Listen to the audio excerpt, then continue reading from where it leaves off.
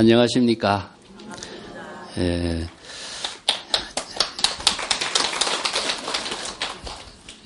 이번 시간에도 임재어록에 들어가기 전에 경전과 어록에 대해서 좀 더 말씀을 나누겠습니다.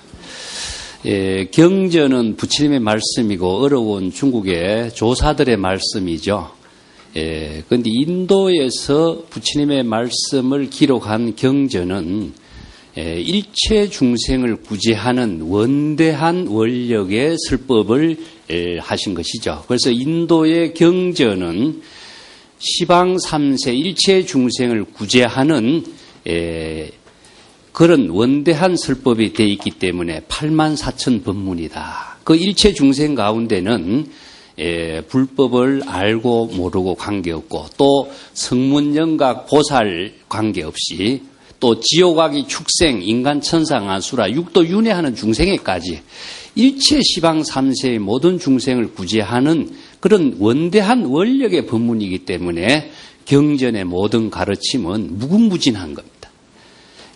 중국의 어록 같은 경우에는 인간 중심의 불법을 구체적인 생활상에서 어떻게 깨달음의 지혜로운 삶을 불보살도의 정신으로 실현할 것인가 하는 것을 중심으로 설해놨습니다.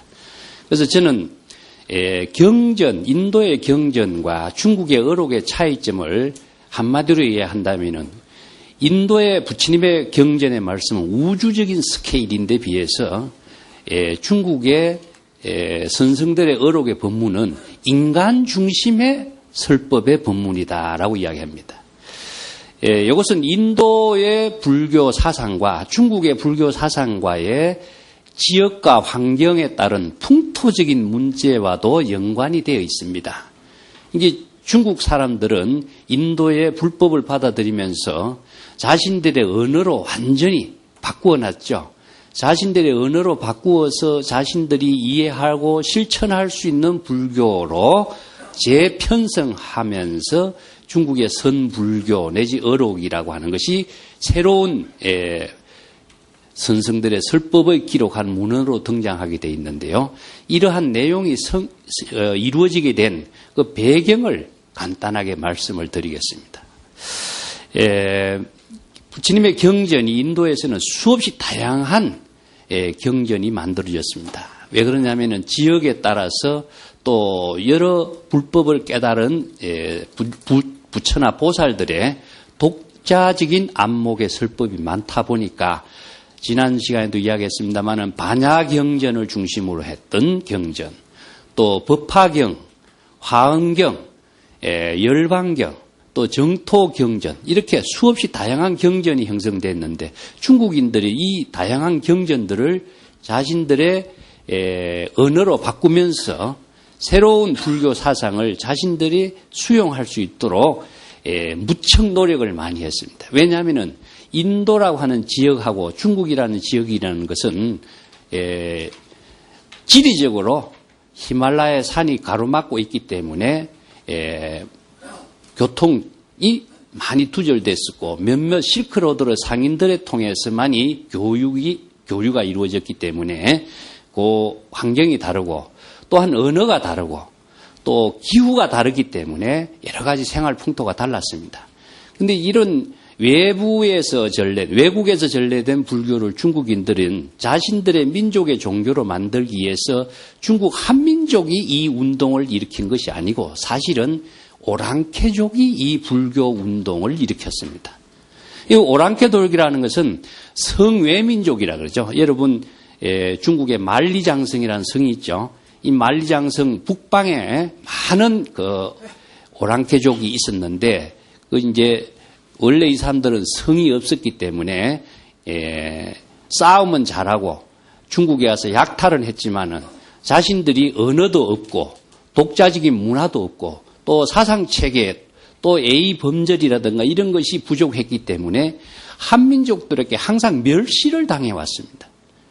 예를 들어서 여러분 티베트 같은 경우도 중국의 입장에서 보면은 변방 오랑캐족이었습니다. 북이 불교를 이루었던 부기불교라고 중국에 새로운 왕국을 건립해서 낙양장안을 중심으로 해서 불교 국가로 만든 위대한 부기불교도 북이라고 하는 사람이 척팔씨라고 하는 사람이 오랑캐족인데 이 사람들이 항상 한민족에게 핍박을 받고 있었다. 그러다가 우리가 이렇게 핍박을 받는 민족이 돼서는 안 되겠다. 우리도 민족의 문화와 정신을 갖고 있는 그런 불법을 받아들이자. 그래서 서역의 고성들을 초청하고 구마라적 같은 고성을 초청하고 서역의 역경성들을 많이 초청해가지고 불법을 자신들의 민족 문화의 정신으로 삼게 된 것이죠. 그래서 중국의 석굴사원이라든가 웅강석굴이라든가 돈항석굴 또 불교 문화의 유산으로 남아있는 그 수없이 많은 석경, 경전들은 돌에 새긴 경전들 이런 것이 전부 다 한민족에 의해서 이루어졌다기보다도 북방 오랑캐 민족에 의해서 이루어졌습니다. 이 북방 오랑캐 민족들이 이제 중국을 낙양장안을 점령을 하면서 자신들이 새로운 국가를 건립하고 또 불교의 정신을 자신들의 민족 정신으로 수용하면서 경전을 번역하기 시작하는데 그 서역의 고성들을 초빙하고 중국의 인재들을 다 초빙해서 역경도량을 만들어요. 그래서 역경을 하면서 산스크리트의 언어를 한자 언어로서 완전히 바꾸면서 독자적인 중국 불교의 토대를 마련하게 된 겁니다.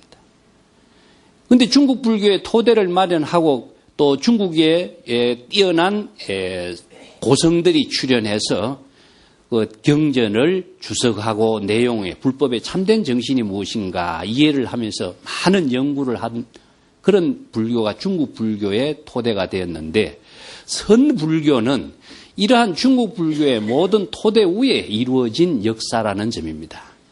이것이 구마라집이 중국에 401년에 왔는데 구마라집이 번역한 경전을 우리가 지금 한국 불교에서도 많이 읽고 있는 법화경, 건강경, 반야경 여러 가지 경전 또 정토 삼부경도 구마라집이 번역한 경전입니다. 또 그 뒤에 현장이 또 중국의 인도에 가서 많은 경전들을 가져와서 중국의 언어로 번역해서 중국 불교의 토대를 마련해 주었습니다마는 중국 불교의 사실상의 불교 사상의 토대를 마련해 준 사람은 구마라집이라고 하는 인물입니다. 구마라집은 서역 계빈 사람이거든요. 그 구마라집 한 사람을 중국에 받아들이기 위해서 전진왕 부견이 자기의 밑에 장수인 여광을 보내서 10만 대군을 데리고 가서 계빈 왕국을 침공해가지고 구마라집 한 사람을 모셔오는 겁니다. 그 모셔오는 도전에 자기의 부견 왕이 죽었다는 소리를 듣고 여광이 자기가 또 용이란 나라를 설립해가지고 구마라집을 16년간, 17년간 자기가 억류시켜요. 그래서 나중에 중국 장안에 오게 된 것은 401년에 오게 됐는데 중국 장안에 와서 활약한 시기는 근 10여 년이라는 시간밖에 안 됐습니다만은 구마라집이 중국 불교의 역경의 일을 한 업적은 위대한 역할을 했습니다. 그래서 중국 불교가 구마라집이 번역한 경전을 토대로 해서 중국 불교의 새로운 불교의 역사가 본질적으로 이루어졌다라고 할 수가 있는 겁니다. 그런데 수당대에 걸쳐서 구마라집이 번역한 여러 경전들을 연구하고 주석하는 화엄종, 천태종, 또 정토종, 또 삼론종, 그 다음에 선종 계통이 이루어진데 선종은 맨 마지막에 이루어져요. 그 선불교가 이러한 중국 불교의 모든 사상과 경전의 정신을 주석적인 연구, 글자 중심으로 해서 불법을 공부했던 역사를 언어 중심의 불법 공부로서 바꿔줬다는 사실입니다. 자, 여기에서 어록이라고 하는 것이 독자적인 새로운 장르가 형성됐는데 경전을 번역하면 무엇입니까? 전부 다 언어죠. 부처님은 설법을 하실 적에 말씀으로 설법했어요. 그죠? 말씀으로 설법했는데 그 부처님의 말씀을 많은 사람들에게 후대에 전하기 위해서 기록한 것이 무엇이냐면 언어 문자라 하는 겁니다. 그래서 중국에 번역된 경전은 전부 다 언어 문자로 기록된 말씀을 번역을 하게 된 거죠. 그 중국의 불교인들도 그걸 중심으로 해서 불법 공부를 해왔어요. 여러분도 우리가 공부하는 것도 사실 그렇죠. 근데 중국의 선불교의 선성들은 언어 문자의 불교에서 말씀의 불교로 바꾸자. 말씀의 불교, 설법의 불교로 바꾸는 그 정신이 무엇이냐. 불법의 근본 정신은 언어를 통해서 전달되는 것을 가장 본질적인 것으로. 부처님 경전 설법 여러분 보십시오. 전부 다 아난이 질문하고 부처님이 대답하죠. 전부 설법입니다. 이 설법이라고 하는 것은 언어를 통해서 이루어졌는데 중국의 종파불교의 학자들은 글자를 중심으로 해서 불교를 공부하다 보니까 교학 중심의 불교가 이루어졌죠. 그래서 사상적인 측면은 많이 첨가시켜서 발전을 시켰습니다만은 살아있는 종교의 생명력이라고 하는 것은 자연히 죽어지게 된 거죠. 종교의 생명력이라고 하는 것은 언어를 통해서만 이루어지는데 말과 언어의 글자와 언어 말과의 차이가 무엇이냐 하면은 부처님의 자비의 말씀, 지혜의 말씀을 소리를 통해서 직접 전달하는 그 힘이, 그 에너지가 원력의 힘이 거기에 가미돼서 전달됐기 때문에 설법을 듣고 바로 깨달음을 이룰 수 있는 인연을 맺는 불교, 종교는 살아있는 종교가 돼요. 그래서 중국 선불교의 선성들은 야, 불교의 본질을 되살리자. 여기에서 새로운 운동을 펼친 겁니다.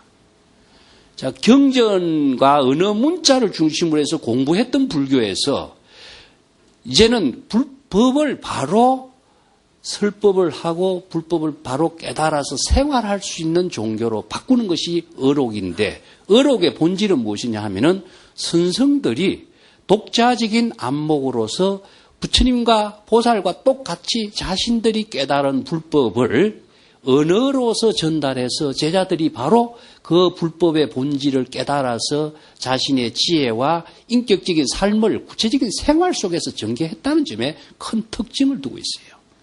그래서 어록이라고 하는 것은 언행록이다는 것입니다. 자, 이걸 한번 적어볼게요.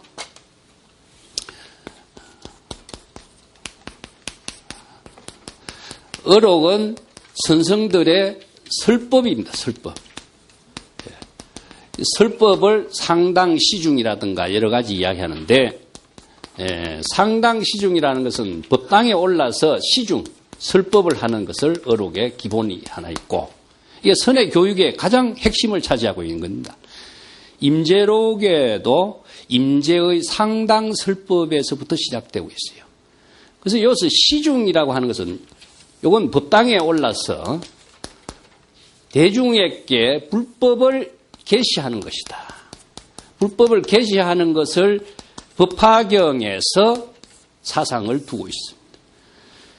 이게 선성들의 어록의 법문의 내용이 경전의 모든 사상의 토대를 두고 불법을 자신이 깨달아서 지혜와 자비의 원력의 힘을 함께 나누는 그 설법을 하셨기 때문에 여기에서 선성들의 어록에 불법이 없다면은 이것은 불교가 아닌 것이 되겠죠. 근데 우리가 언어를 중국 선성들은 독자적인 자신의 언어로서 불법을 설했다는 데 특징을 두고 있어요. 이게 언어만 가지고 설법의 내용만 가지고 법을 보지 못하면은 어록 공부가 잘못되는 거다 이겁니다. 제가 이 점을 강조하고 싶어서 지금 경전의 부처님의 법의 법문을 불법의 법문을 중국 사람들은 독자적인 자신의 언어로서 그 시대의 모든 사람 제자들이 바르게 불법을 깨달아 체득할 수 있는 법문을 설했다는데 큰 특징을 두고 있습니다. 그 임재록의 법문도 임재 이전에는 이런 언어를 사용하지 않았습니다. 물론 비슷한 언어는 노자나 장자나 중국인들의 사용하는 언어인 것은 사실입니다. 그렇지만 그것은 생활의 언어고 노장자의 언어와 선의 언어가 다르다는 점들은 내가 나중에 다시 설명을 하겠습니다만은 법이 있느냐 법이 없느냐. 여기에서 차이를 두고 의록의 법문과 노장자의 여러 가지 주장들의 내용과의 차이점이 무엇인가를 분명하게 알지 못하면은, 그러면 노장자의 내용이나 의록의 내용이나 같다고 생각한다면은 굳이 의록을 배울 이유는 없어진 거죠. 그래서 의록의 모든 법문은 내용이 뭐가 뒷받침되느냐? 불법이 뒷받침돼야 된다. 불법을 깨달아 체득한 지혜가 뒷받침되고 있고, 이 지혜를 많은 사람들에게 자비로서 펼칠 수 있는 힘이 무엇이라고 했습니까? 제가 원력행이라고 했습니다. 모든 불교는 원력행을 통해서 이루어지고 있는 것이기 때문에 여러분들이 원력행이 없고 보리심이 없고 신심이 없으면 이 자리에 우리가 함께 할 수가 없는 겁니다. 이 원력행과 신심이라는 것은 남을 위한 것이고 누구 때문에 하는 것이 아니에요. 내 자신의 가능성의 세계, 자신의 위대한 행복한 삶을 구현하기 위한 하나의 힘을 스스로 만드는 것이기 때문에, 그 행복이란 말로서 우리가 불법을 배워서 행복한다. 행복하게 하는 것이 보살도의 정신으로서 행복이 무엇이냐? 행복을 이치적으로 이론적으로 설명을 아무리 해놔도 그것은 자신이 행복을 만드는 힘은 되지 못해. 하나는 정보는 돼요. 그럼 자신이 행복으로 만드는 힘은 어디에서 나오느냐? 원력의 힘에서 나옵니다. 남을 행복하게 해줌으로써 내가 행복하게 되는 정신이 보살도의 법인데, 불법의 정신인데, 그러면 평상시에 모든 사람이 남을 행복해 주기 위해서, 남을 기쁘게 해주기 위해서 이건 누구나 할 수 있는 일인데, 그것이 바로 불법의 행복의 나눔이냐? 보살도 정신의 행복의 나눔이냐? 거기는 일시적으로, 부분적으로, 또 중생심의 차원에서 감정적으로 이러한 한계가 있어요. 그렇지만 불법에서는 중생심으로 작용하고 있는 희노애락이라든가 오욕망이라든가 목적의식이라든가 감정이라든가 이것이 개입되면은 불교의 정신은 상실이 돼버려요. 그렇기 때문에 법이 뒷받침되지 않으면은 출세간의 지혜, 불보살의 지혜를 나눌 수 있는 힘이 전달될 수가 없다. 그래서 불법을 배우는 의미가 여기에 있는 겁니다. 두 번째는 무엇이냐 하면은 행동입니다. 행동. 단순한 설법만 한 것이 아니고 설법과 행동을 함께 하고 있는데, 예를 들어서 여러분 임재록을 보거나 덕산에 보면은 방망이질을 했다든가 아니면은 과음을 치다든가 주장자를 치다든가 이런 행동이 보이죠. 또 하나는 무엇이냐? 노동을 구체적인 생활 속에서 실행했다는 점입니다. 이 노동이라고 하는 자체가 중국 불교가, 선불교가 종교의 개혁이다 나는 이야기를 하는데, 불교의 역사에서 노동을 한다라고 하는 것은 출가인들에게 계율에 위반되는 사항이 되기 때문에 노동은 금지되어 있었습니다. 그런데 이 노동을 금지시킨 것이 중국 선성들은 노동을 생활화했어요. 이게 어마어마한 변화를 만들어줬죠. 이렇게 변화를 만들 수 있는 그 힘이 어디에 있었느냐? 독자적인 새로운 불교관을 제시했고, 경전과 또 계율 정신을 새로운 시대적인 인연에 맞추어서 펼쳐내는 선성들의 힘이 여기 있었어요. 그래서 계율을 우리가 잘 지킨다는 것은, 계율의 조목을 잘 알고 있는 사람은 계율 잘 지키는 사람이 아니네요. 계율의 조목을 의식하고 있는 사람은 계율의 조목에 속박되어서 계율의 생활, 자신의 구체적인 깨달음의 생활, 보살대 생활을 할 수가 없게 되는 거예요. 그러면 10가지 선행을 잘 닦는 것이 계율을 잘 지키는 것이다. 10가지 선행을 닦으려고 애쓰는 사람은 10가지 선행을 잘 닦을 수가 없는 거예요. 내가 하는 말이 여러분 역설적으로 들리죠?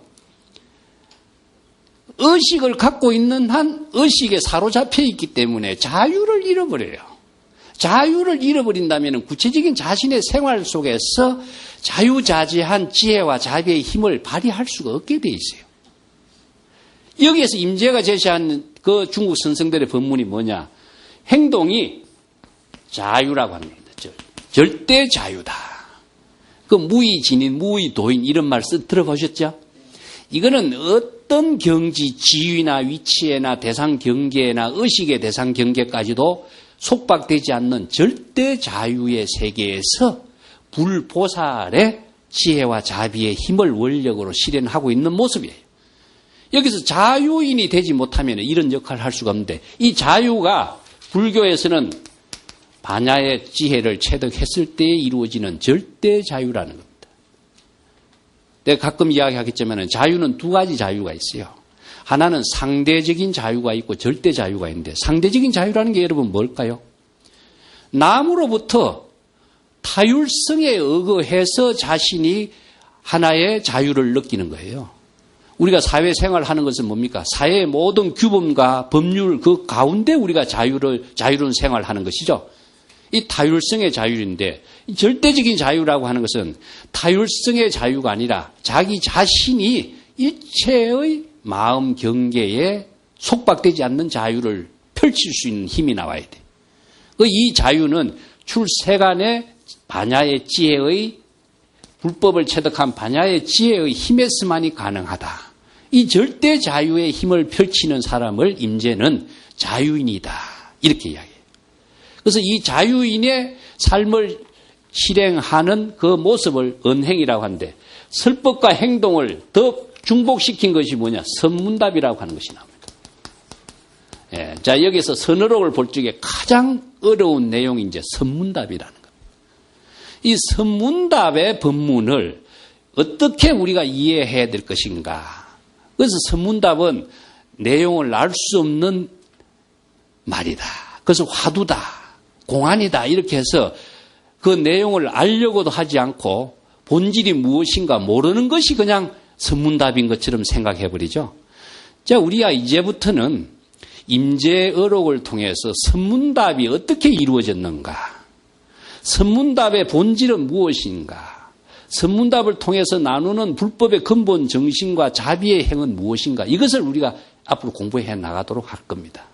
그래서 선문답을 통해서 지혜와 자비의 힘을 나누고, 그렇기 때문에 이러한 설법과 행동과 선문답의 대화의 내용을 전부 다 종합한 것을, 기록한 것을 어록이라고 한다. 어록은 제3자가 본대로 들은 대로 가식 없고 꾸밈 없이 언어를 그대로 기록한 말입니다.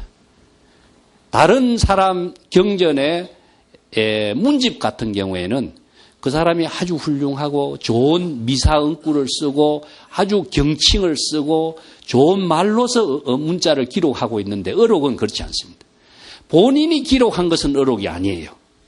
누가 기록했느냐? 제3자가 옆에서 그러한 행동과 설법의 내용을 제3자가 들은 대로 본 대로 하나의 가식도 두지 않고 기록을 한 것을 어록이라고 한다. 그래서 어록은 언어로서 설법한 말, 그다음 언어를 통해서 대화를 나눈 선문답의 말, 또 언어와 행동을 함께 하면서 노동을 하거나 일상생활을 하면서 자연스럽게 이루어지고 있는 기록들을 했는데, 그러면 일반인들의 생활의 기록과 선성들의 어록의 기록의 차이는 무엇이냐? 그것은 불법이 있느냐 없느냐입니다. 똑같은 생활의 대화를 사용하면서도 그 대화 가운데는 불법을 토대로 한 대화고, 원력과 자비와 지혜의 힘으로 나눈 대화고, 그것을 붓다의 1대4 인연으로 설했다는 겁니다. 1대4 인연으로. 그 선성들의 모든 생활은 부처님이, 서가모니 부처님이 법화경에서 이 세상에 출현한 의미를 1대4 인연이다라고 이야기했습니다. 그 1대4 인연은 무엇이냐? 일체의 모든 중생에게 불법을 계시하는 겁니다. 불법을 계시한다라고 하는 것은 모든 중생에게 바른 불법을 깨달아 체득할 수 있는 인연을 나누는 것이죠. 이게 무엇이냐? 원력행위라고 그래요. 그 원력행위 언제 이루어지냐? 시절 인연에 따라서 이루어진다. 시절 인연에 따라서 이루어지기 때문에 자기 자신의 본분사라고 합니다. 우리의 모든 삶은 시절 인연을 떠나서 우리의 삶이 이루어질 수가 없습니다. 그래서 붓다가 이 세상에 출현한 의미도 시절 인연에 따라서 일체 중생에게 불법을 계시했다. 이 계시하는 것을 중생구제라고 합니다. 우리가 부처님이 중생을 구제했다 하면은 중생을 구제한 것은 어떤 사람을 데리고 와서 불법을 가르쳐 체득하도록 했다. 소를 끌고 와서 먹이를 먹도록 했다. 소가 안 먹으면 어떡합니까? 모든 중생도 마찬가지예요. 모든 중생에게 불법을 계시했는데 계시할 수 있도록 하는 그 힘이 무엇이냐? 원력의 힘이 들어가야 돼요. 원력과 자비와 지혜의 힘이 가미가 되지 않으면은 뭐가 형성이 안 되냐 하면요. 믿음이라는 것은 신이 형성되질 않아요.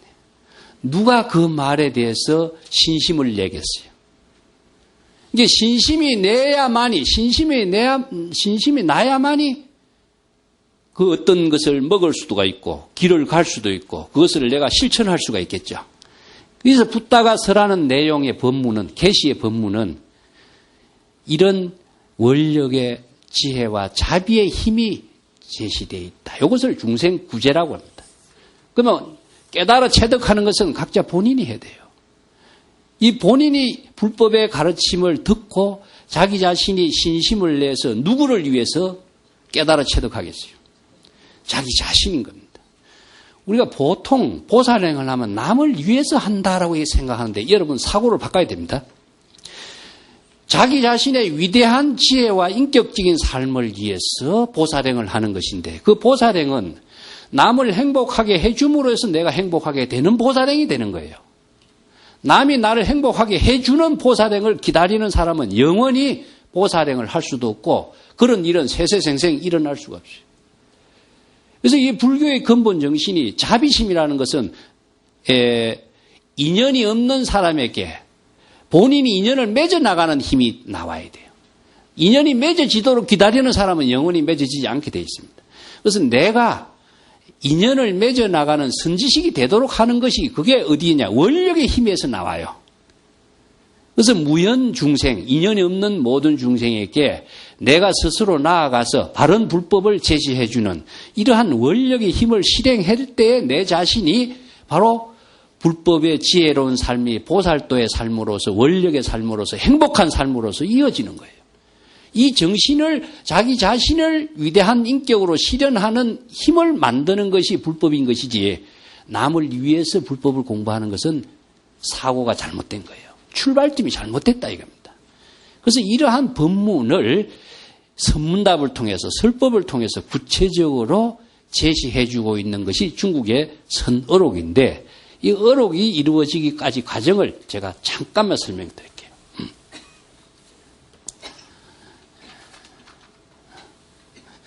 중국의 경전과 주석서가 많이 발전되면서 중국의 불교인들은요, 하나의 실망을 하게 돼 있어요. 어떤 실망을 했냐?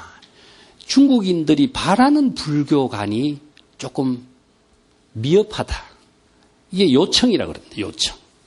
모든 종교는 요청에 의해서 이루어진다. 요청이라는 것은 시대적인 요청에 의해서 이루어져요. 여러분들도 불법을 공부하는 요청을 전부 다 갖고 있죠? 그것이 뭐냐? 원력으로서 이어지는 요청인데 대성불교 경전을 다 번역을 해보니까 중국인들이 바라는 불교의 정신이 없어진. 첫째는 뭐냐? 중국인들은 충효 사상이 강한데 인도 불교에서는 출가 중심이다 보니까 충효 사상이 빈약하죠. 그래서 충효 정신의 요청의 종교가 빈약해서 중국인들이 새로운 경전을 만든 것이 있어요. 그것이 중국인들에게 만들어진 위경이라는 겁니다. 위경. 위경 한문으로 쓰겠습니다. 사람이 만든 경을 위경이라고 그래요. 중국인들은 부처님이 설법한 내용의 경전을 중국 사람들이 역경도량에서 누가 번역을 하고 누가 그걸 필수하고 기록했다 하는 것이 정확하게 기록이 되어 있어요. 역사적인 기록을 분명하게 한 것, 또 객관적으로 그러한 증명을 할 수 있는 경전만이 인도에서 번역된 경전이라고 믿게 된 것이죠. 근데 이 경전은 사람이 중국에서 요청의 종교에서 만든 거예요. 불법의 근본 정신과 사상을 토대로 해서 중국의 안목을 갖춘 위대한 사람이 중국인들에게 필요한 경전을 만들게 된 겁니다. 인도 불교에는 없지만은 중국 불교에는 이런 경전이 꼭 필요하니까.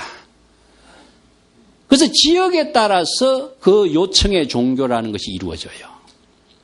중국 선불교도 이런 요청에 의해서 이루어진 하나의 새로운 중국 풍토에 이루어진 종교 문화라고 할 수 있어요. 두 번째는 어떤 경전이냐. 대성계율의 정신이 빈약하다. 그래서 소성계만 많이 있고 대성계율의 정신이 빈약하다. 그래서 보살계를 또 하나 만들어요. 또 충효사상, 또 대성계.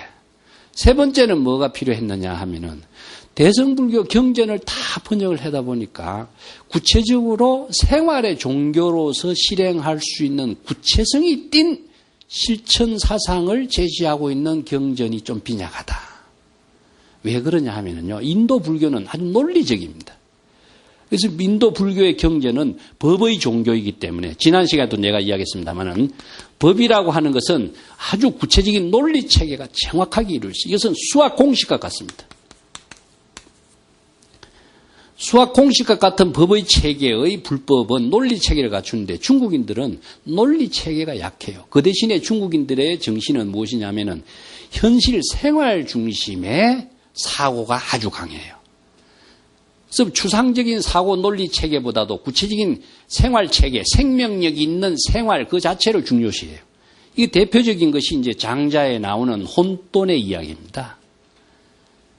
장자에 보면은 남의 왕, 북해 왕, 중앙의 왕, 이 세 왕이 살았는데 남의 왕, 북해 왕이 중앙에 살고 있는 혼돈 왕이 살고 있는 곳에 가서 항상 회의를 해서 평화 조약을 이렇게 하다 보니까 전쟁이 일어나지 않고 세 나라가 편안하게 살게 됐어요.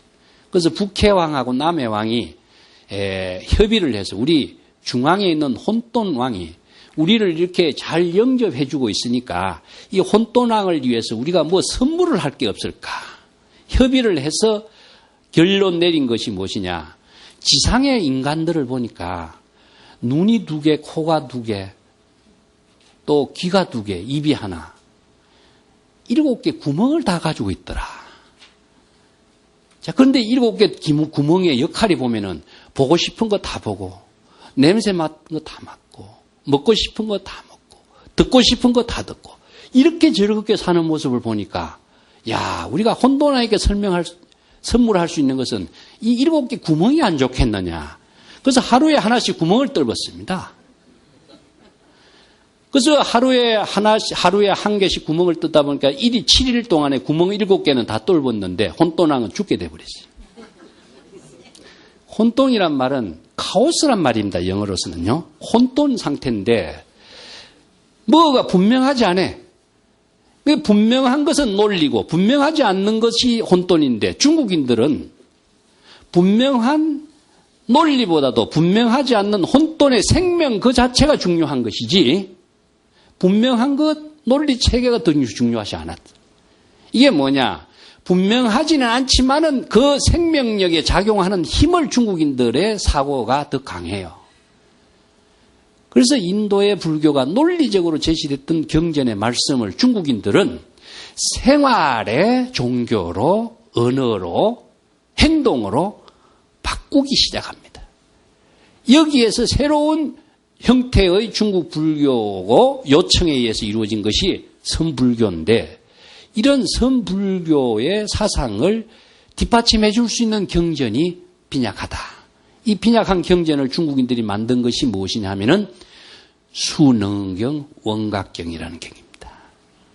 자, 이 수능경 여러분 주의 깊게 잘 기억을 해 주세요. 제가 대성불교 경전을 여러 가지 이야기하고 있습니다만은 반야경, 건강경, 유마경, 대성기실론, 수능경 이런 경전을 자주 내가 이야기할 거예요. 왜냐?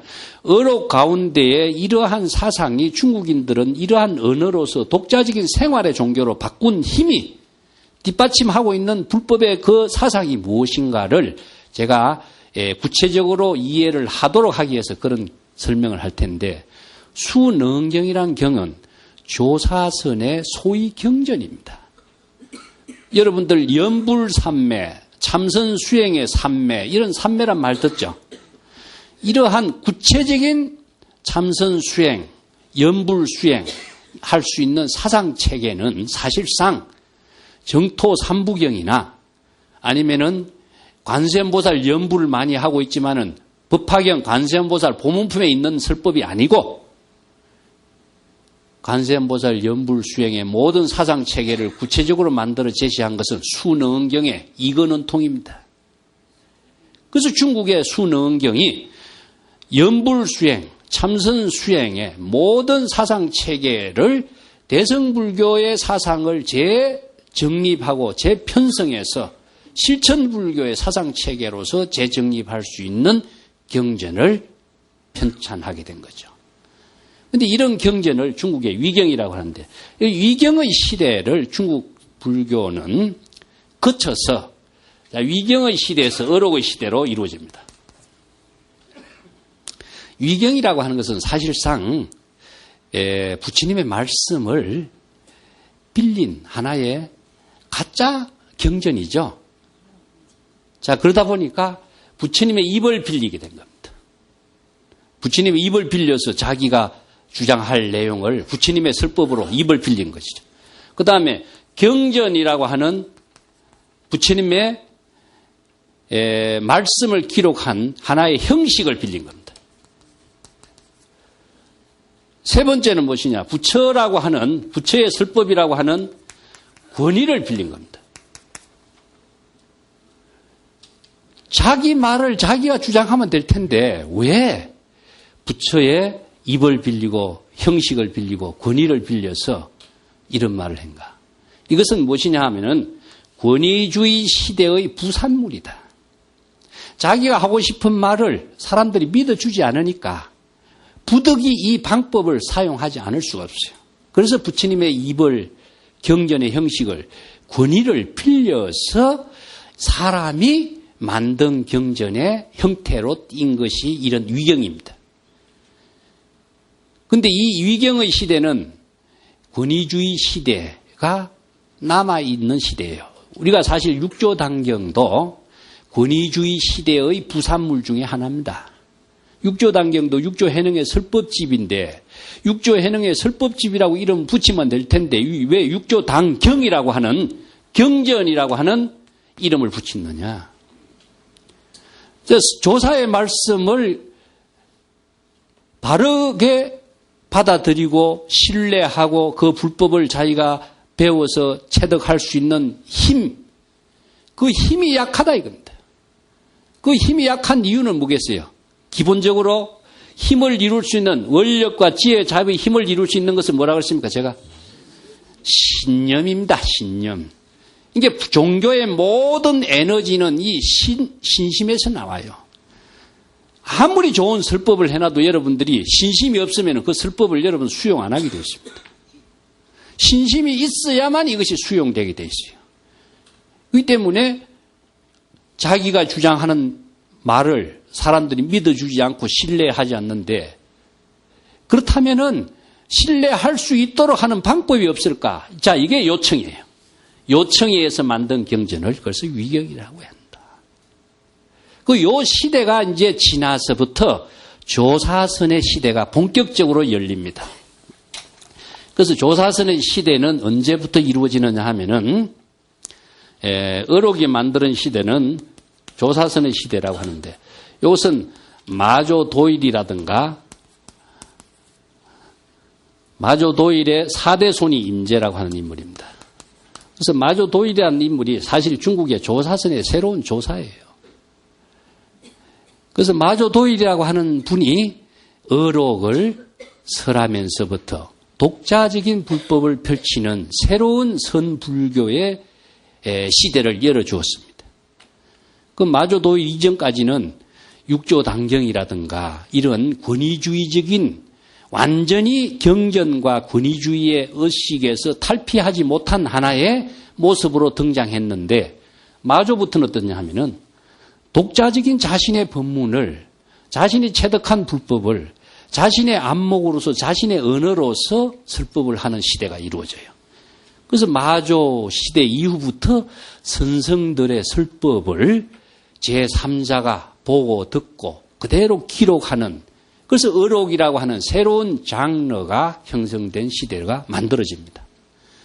여기에서도 남종선하고 조사선 차이점이 사상적인 변화가 있는데, 이런 자세한 것은 제가 어록을 공부하면서 조금씩 설명하겠습니다만은, 임재의 인물이라고 하는 인물이 마조 이후에 전개되는 이러한 조사선의 사상의 진수를 종합해주고 있는 인물이다. 여기에서 마조의 유명한 설법이 무엇이냐 하면 평상심이 도다, 무심이 도다, 뭐 이런 말을 썼죠. 그래서 이런 말도 사실은 중국 선성들이 만들어낸 언어입니다. 종교라고 하는 말도 중국 선성들이 만들어낸 언어예요. 한문은 중국의 한자지만은 그 언어를 만들어낸 사람은 중국 선성들이에요. 이 때문에 독자적인 자신의 안목으로서 불법의 사상, 법을 중심으로 하는 새로운 언어를 통해서 자신들의 법문을 펼쳐낸 시대가 어록의 시대라고 할 수 있습니다. 이런 어록의 시대가 이루어지게 된 것은 제가 아까 이야기했지만은 종교개혁이라고 하는 조사선의 새로운 종교 운동이 뒷받침되고 있어요. 그 뒷받침된 운동이 한 4가지로 내가 정리를 해보고 있습니다. 조사선의 종교운동이라고 그럽니다. 종교운동이라는 것은 무엇이냐 하면은 인도에서 전래된 불법을 중국인들의 독자적인 생활의 종교로서 펼친 생활 종교의 운동이에요. 이 생활 종교 운동이 불법을 토대로 이루어지기 때문에 첫 번째로는 불법의 역사를 정립하는 새로운 운동을 일으켜요. 그래서 여기에 불법의 역사가 뭡니까? 전등록이라고 하는 것이 생깁니다. 이 전등록이라고 하는 것의 내용을 뒷받침해주는 여러 가지 주장들이 무엇이냐 하면은 스승이 제자에게 법을 전하면서 가사를 전했다든가 또 아니면은 개송이라든가 이런 그 선문학적인 어떤 식구를 전했다든가 하나의 인가정명을 뒷받침한 것이죠. 인가정명을 받지 않는 것은 법을 전수받은 힘이 없는 것이다. 불법의 정법을 설한 것이냐, 정법이냐 사법이냐 하는 것이 항상 중국 선성들에게서는 중심 과제였어요. 정법을 설하지 않으면은 아무리 좋은 설법을 하더라도 그것은 불법하고는 관계가 없는 것이 되거든요. 그래서 여기 선성들의 어록의 항상 중심 과제는 정법의 불법이다. 그래서 선문답이라고 하는 것은 정법의 불법이냐 사법의 불법이냐 이것을 검증하고 항상 이 문제를 토론하면서 비판하고 바른 안목을 갖추지 못한 사람들에게 바른 안목을 갖출 수 있도록 제시해주고 있는 구체적인 법문의 대화를 선문답을 통해서 이루어냈어요. 그래서 선문답을 잘 읽어 알아야 정법의 불법을 언어의 대화로 설했다는 것. 그것을 알 수가 있습니다. 두 번째는 무엇이냐면은 청규라고 하는 겁니다. 청규. 교단의 새로운 질서를 만들어가는 법칙을 만들었습니다. 계율이라고 하는 것은 인도에서 개개인의 출가 생활에서는 가능했지만 중국인들은 새로운 하나의 학교를 만들었어요. 선언이라고 하는 것은 하나의 교육기관이었습니다. 그 교육기관이 생활 그 가운데에 자연스럽게 불법의 지혜를 체득하고 자비보살행을 실행할 수 있는 그것을 몸으로 익히는 구체적인 생활 교육의 현장을 선언을 통해서 만들었어요. 거기에서 이루어지는 생활 규칙을 청규라고 그랬습니다. 이 청규의 큰 특징이 두 가지가 있는데 하나는 무엇이냐 하면은 법당을 세웠습니다. 우리가 지금 부처님을 모시고 있는 것을 우리가 법당이라고 하는데 이것은 불전이라고 합니다. 원래는. 근데 왜 법당은 무엇이냐? 부처님을 안 모셨어요. 부처님을 안 모시고 법당을 모셨다라고 하는 것은 법을 논의하는 장소란 뜻입니다. 그러니까 불법의 정법의 불교를 설하고 정법의 불교를 논의하고 정법의 불교를 가르치는 제자들의 즉 교육을 법당에서 이루어졌다. 이제 철저한 불법 중심의 안목을 키워주는 교육기관이 법당이라는 겁니다. 두 번째는 노동을 했습니다. 아까도 이야기했지만 이 노동은 계율에 위반되는 것이지만은 모든 대중이 생산 노동에 참여해야 하는 의무적인 규정을 만들었어요. 이게 보청법이라고 하는데 누구나 조실부터 모든 사람이 노동을 해야 돼. 그래서 백장청규에 유명한 하루 일하지 않으면 하루 먹지 않는다. 유명한 법문이 그래서 나와요. 이것은 구체적인 생활하는 그 가운데에 자신이 보살도의 삶을 생활 속에서 실행하는 모습을 함께 나누는 거예요. 누구는 노동하고 노동하지 않는 것은 세속적인 가치관이에요. 출세관적인 가치관이라는 것은 자신의 위대한 보살도의 삶을 실현하는 그 노동이 되는 것이죠. 이것이 노동을 이루어졌다는 것은 계율 사상에서 종교 개혁에 큰 힘을 이뤘다. 세 번째는 상당설법이라고 하는 설법의 내용을 중심으로 해서 이 선성들의 법문이 이루어진데 이 상당설법의 법문의 내용이 법당에서 이루어졌어요. 법당에서 이루어졌기 때문에 이 법당 중심의 교육의 설법의 기록을 어록이라고 하는 형태로 엮은 것입니다. 자, 오늘 여기까지 이야기하고 다음 시간에 어록의 구체적인 임재록 중심으로 해서 한번 살펴보도록 하겠습니다. 감사합니다.